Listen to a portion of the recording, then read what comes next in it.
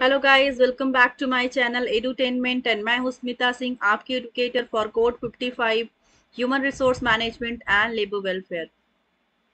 And we are talking about we are preparing for NDA UGC NET ज़ेरा 2022 and we are talking about MCQ series, जिसमें हम जैसा कि आप previous sessions देख रहे होंगे मेरे, अगर तो आपने देखा होगा that I have brought up to you 100 MCQ series, जो कि बहुत ही इंपॉर्टेंट है एग्जाम पर्सपेक्टिव से। वो सारे जो क्वेश्चंस हैं वो पीवाईक्यूज हैं एंड एमसीक्यूज हैं। वो combination of they are the combination of PYQs and MCQs. And ये सारे क्वेश्चंस रिपीट होते हैं, अगेन एंड अगेन पूछे जाते हैं। अगर एज इट इज ना पूछे जाए तो उनके बेसिस पे क्वेश्चंस के फॉर्मेशन होते हैं नए तरीके से, राइट। सो थोड़ा बहुत चेंजेस हो जाती हैं उसमें।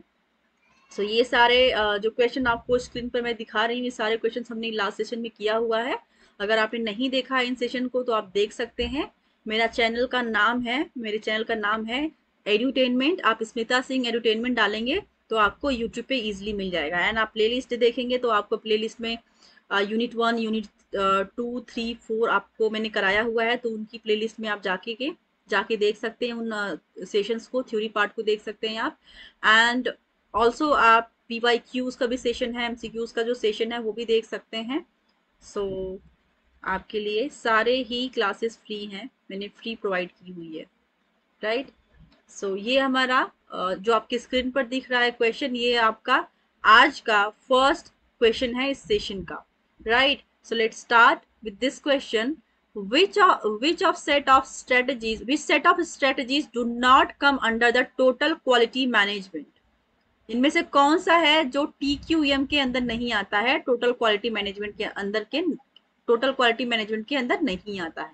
आपके सामने ऑप्शंस है। Option 1, customer orientation and strategic leadership. Second, business process री engineering and lean thinking. Third, corporate governance and corporate social responsibility, and fourth, learning experimentation and continuous improvement. So आपको सही आंसर बताना है इस क्वेश्चन का, कि उसमें क्या पूछा गया है कि जो इस टोटल क्वालिटी मैनेजमेंट के अंदर नहीं आता है आपको वो बताना है, राइट। सो क्या नहीं आता है? That option number third would be the right answer. Corporate governance and corporate social responsibility doesn't come under total quality management. ये इनके अंदर नहीं आता है, जो कॉर्पोरेट गवर्नेंस है एंड कॉर्पोरेट सोशल रिस्पॉन्सिबिलिटी है। आता क्या है? आपके सामने ऑप्शंस हैं, 1, 2 एंड 4 देखेंगे। Customer orientation and strategic leadership comes under total quality management.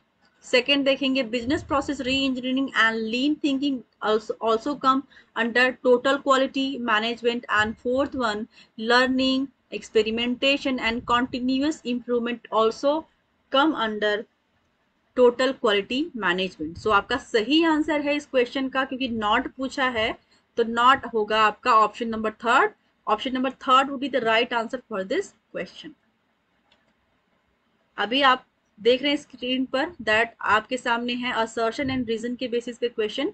Assertion को हम बिकॉज लगा के पढ़ेंगे, जब भी हम रीजन को पढ़ेंगे असर्शन के बाद बिकॉज लगा के पढ़ेंगे, ताकि हम जो दोनों स्टेटमेंट दिए गए हैं उनको रिलेट कर पाए और समझ पाए कि क्या कहना चाहता है, राइट। सो असर्शन ए देखेंगे, increase in the number of wage earners led to emergence of two sets of people in the society, the wage earners and wage providers। दो तरह के लोग होते हैं सोसाइटी में। एक तो होते हैं वेज अर्नर्स जो कि कमाने वाले होते हैं, और एक तो होता है कि जो अर्निंग को प्रोवाइड करने वाले होते हैं। एक तो अर्नर्स होते हैं जो खुद पैसा कमाते हैं, और एक होता है जो पैसा आपको देने वाले होते हैं, प्रोवाइडर्स होते हैं। Karl Marx termed these two classes opposed to each other. Karl Marx के अकॉर्डिंग उन्होंने क्या बताया कि ये जो दोनों क्लासेस हैं, जो वेज अर्नर्स हैं और वेज प्रोवाइडर्स हैं, ये दोनों एक दूसरे के अपोजिट क्लासेस हैं ये। As proletariat and bourgeoisie and causative factor for the emergence of trade unions, because after the, अब reason पढ़ेंगे, because after the industrial revolution concentration of free laborers under one roof took place on a large scale in order to resist the exploitation of employers. The laborers had no other alternative but to make a common stand. So आपको इसका सही answer बताना है कि इसका सही answer क्या हो जाएगा। सो आपके सामने ऑप्शंस है, कोड्स के अंदर देखेंगे option 1 both A and R true, I mean to say that wrong बोला इसमें ऑप्शन नंबर 1 में कि both A and R are wrong. Second, A is right and R is wrong. Third, A is wrong but R is right. And fourth, both A and R are correct and R explains A. आपको सही answer बताना है इस क्वेश्चन का. सो यहाँ पर सही आंसर क्या होगा, आप एक बार क्वेश्चन को फिर से पढ़ेंगे and then you just need to solve the question. So let me tell you that option number 4 will be the right answer. Both A and R are correct and R explains A. अगर आपको question फिर भी ना समझ में आया हो तो आप एक बार खुद से इस क्वेश्चन को पढ़िएगा and then try to solve the question. Next question. According to the Second National Commission on Labour, check-off system must be made compulsory for members of all registered trade unions in establishment employing 150 workers, 200 workers, 250 workers and 300 workers. So check-off system national commission on labour के according जो check of system है इसमें कितने members registered trade unions होने चाहिए establishment में के लिए, कंपलसरी होने चाहिए कितने members for check of system. So आपके सामने ऑप्शंस हैं. Option 1 150 workers, second 200 workers, third 250 workers and fourth 300 workers. Option number 4 would be the right answer for this question. Next question देखेंगे. Following are the probable errors emitted during organisational processes. First देखेंगे leniency और severity errors. Second, primacy and recency effects. Third, halo effect. Four, spill over effect. 5, status effect. 6, perceptual set. Which of the following statements is are true and false. आपके सामने options हैं. Option A 1, 2, 3 are recruitment errors. B 1, 2, 3 are recruitment errors and 4, 5, 6 are rating errors. C all are the rating errors and D none are recruitment errors. तो आपको correct answer बताना है इसमें से.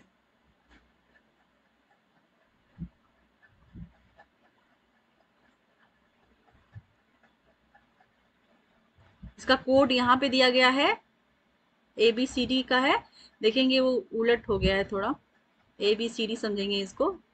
पहला देखेंगे बी. अच्छा, इसमें मैं नंबरिंग नहीं किया है, सिर्फ B is true, D is false, A is false, C is true, C is true, A is false and C, D are true and A, B are false.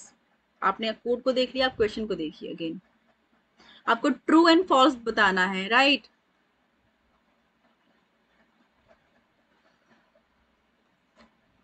पहले तो इन दोनों को इंटर रिलेट करेंगे, उसके बाद फिर कोड्स को देखेंगे and then you just need to solve the question.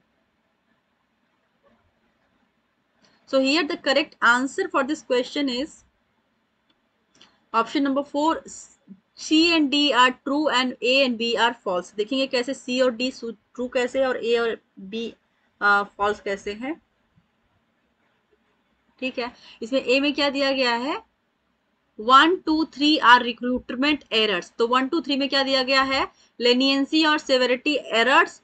दूसरा है primacy and recency effect and third है हैलो इफेक्ट. तो ये क्या है, ये रिक्रूटमेंट एरर्स हैं, राइट? सो ये ट्रू हो जाएगा. दूसरा देखेंगे, दूसरे में क्या दिया गया है, 1, 2, 3 are recruitment errors, 4, 5, 6 are rating errors. तो उसमें क्या एज इट इज कर दिया गया है.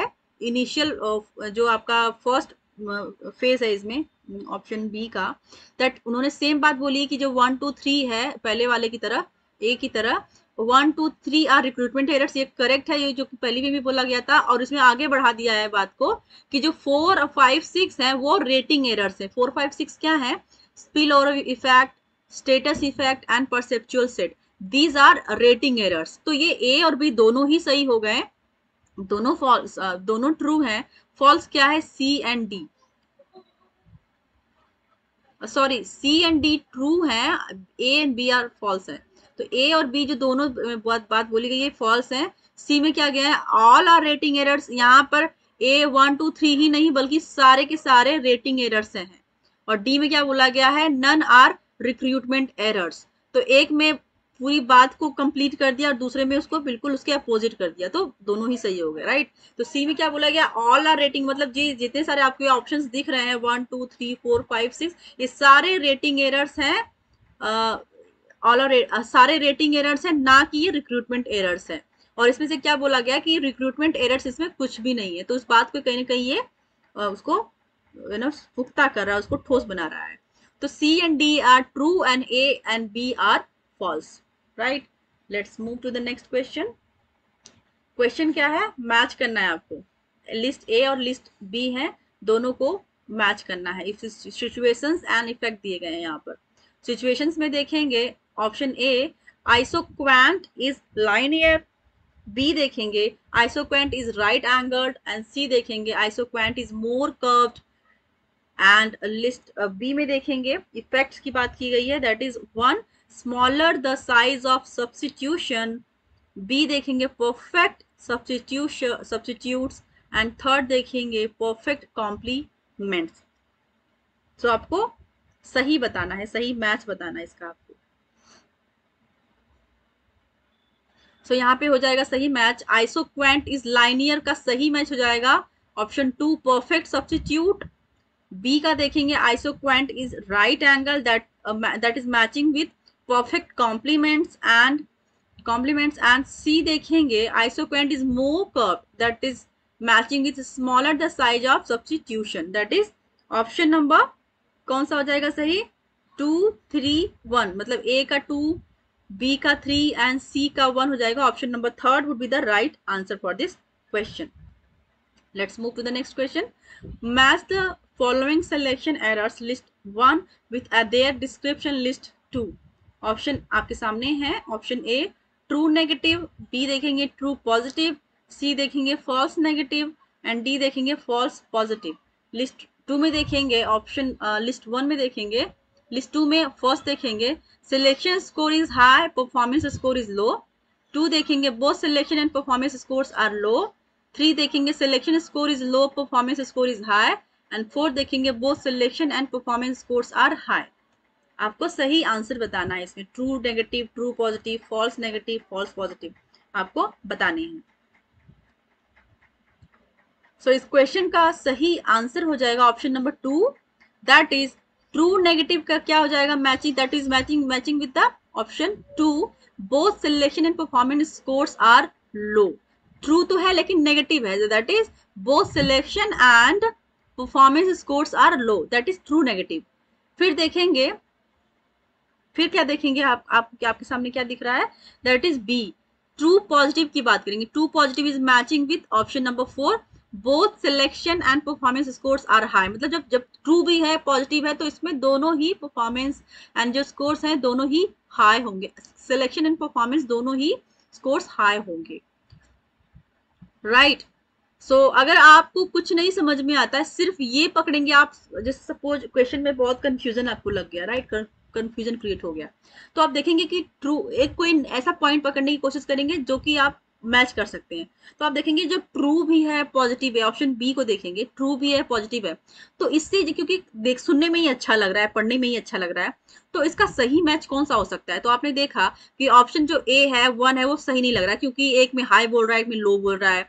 फिर दूसरा ऑप्शन देखेंगे कि एक में तो स्कोर्स दोनों में लो बोल रहा है, तो ये तो बिल्कुल नेगेटिव हो गया।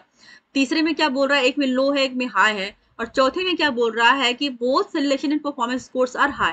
तो अगर आपको लगा कि अरे ये तो ट्रू जो पॉजिटिव है, ये जो सुनने में अच्छा लग रहा है, मतलब ट्रू भी है पॉजिटिव है, तो ये कुछ इसका कुछ अच्छा सा ही ऑप्शन होगा। तो अच्छा सा ऑप्शन क्या है, दोनों ही हाई है। तो अगर आपको बी का 4 आपने मैच कर लिया, तो देखिए ऑप्शन बाकी अदर दो ऑप्शन नंबर 2 को छोड़ दिया जाए तो बाकी के 3 ऑप्शंस में 2 का 4 कहीं पे भी नहीं है।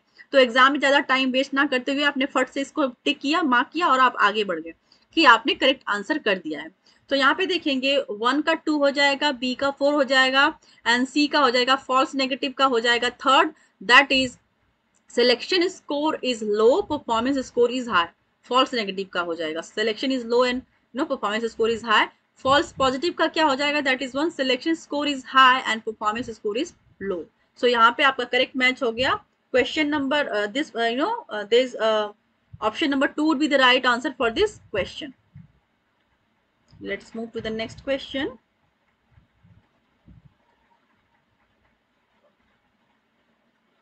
Just a second.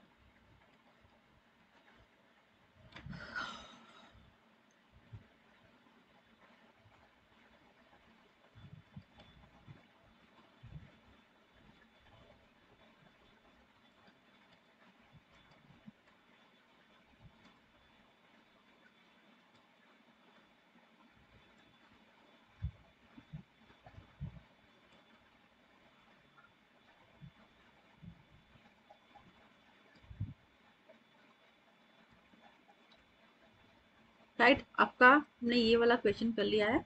हमारा ये इस सेशन का हमारा लास्ट क्वेश्चन होगा। असर्शन एंड रीजन का क्वेश्चन है ये। कॉम्पिटिटिव असर्शन ए देखेंगे, competitive labour market can be efficient because, जो कॉम्पिटिटिव लेबर मार्केट होता है that can be efficient because, क्योंकि labour market participants in search of their own selfish goals attain such conditions.